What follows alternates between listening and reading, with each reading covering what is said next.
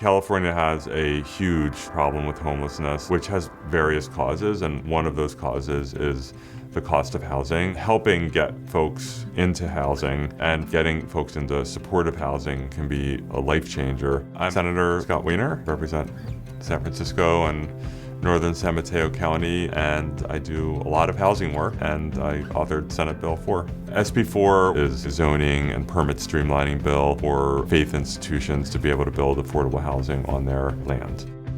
My name is Michael Kim Eubanks, and I am one of the co-ministers here at Bethel Community Presbyterian Church. This facility hosts the San Leandro Community Food Pantry, a rain garden, and a food garden, and it will host 5 units of affordable housing developed by Firm Foundation Community Housing. My name is Taryn Sandliak. I'm the Executive Director of Firm Foundation Community Housing. This is our office in downtown Hayward, California. We build micro-home villages for folks who are experiencing homelessness. There is about 170,000 acres of land that churches have available just in California to build housing on. This is unused land. If they were to use that land to build housing, then that would put a significant dent in our housing shortage problems. Here we are at First Press. These are the first tiny homes that we built. These were opened in February of 2020, and just last month, the First Press team was able to house their 36th person. So 36 people have come through the program here in these 6 units and have moved on to independent leaseholds. And this is really the magic of small urban infill. So while affordable housing at large does these big projects of 100 units or 150 units, those take a long time at this point. And so while this is only 6, it has the opportunity to have a really big impact. And it's why we believe that small urban infill is such an important part of the puzzle to solve involuntary homelessness.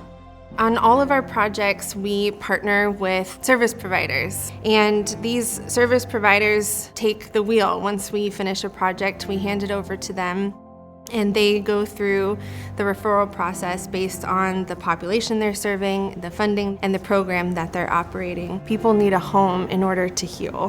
What we've built are homes that I would let my child live in, that I would live in, that feel dignified and whole, and we see a much better result because of that.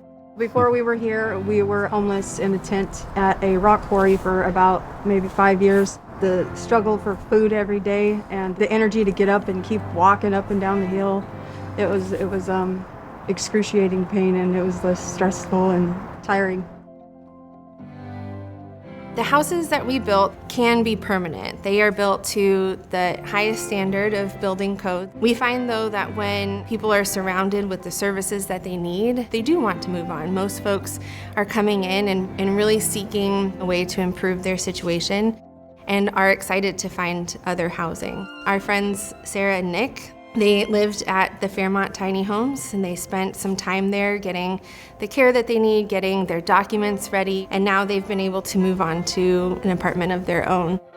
Well, when we started living here, I thought it was amazing.